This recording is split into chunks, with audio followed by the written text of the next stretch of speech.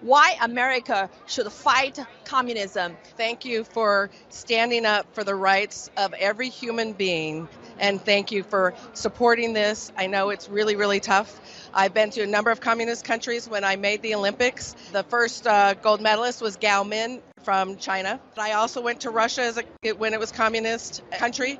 It still is, but when it was, then opened up after. And then I also walked through the wall from West Germany that was free to East Germany, and I competed in there. And that was an amazing experience because I understood then what does communism look like, because I had not experienced it. But once you do, you cannot look back. And I understand now. I see our own country, and we're going down that road, and it's not a pretty thing, and it worries me tremendously. And Miles Guo, I follow you.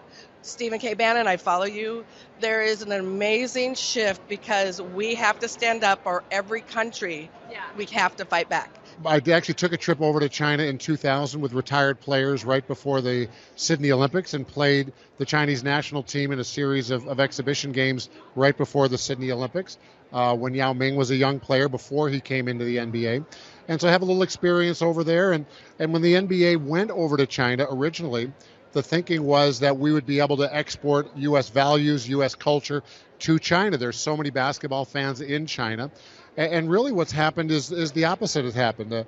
The Chinese have been able to import into America their values and systems to us, which is something that's probably the opposite of what makes America great. We consider ourselves the greatest nation on earth because the rights of our citizens come from a power above government. So there is a power in that. We're not slaves to the government whims, where the United States have bestowed the rights on their citizens from a higher power, from God essentially, which allows them the strength to achieve personal merit, personal freedom, and the American dream. And that's something that right now we're fighting to preserve here. We think the world would be much better if citizenry around the world would have that ability and that freedom.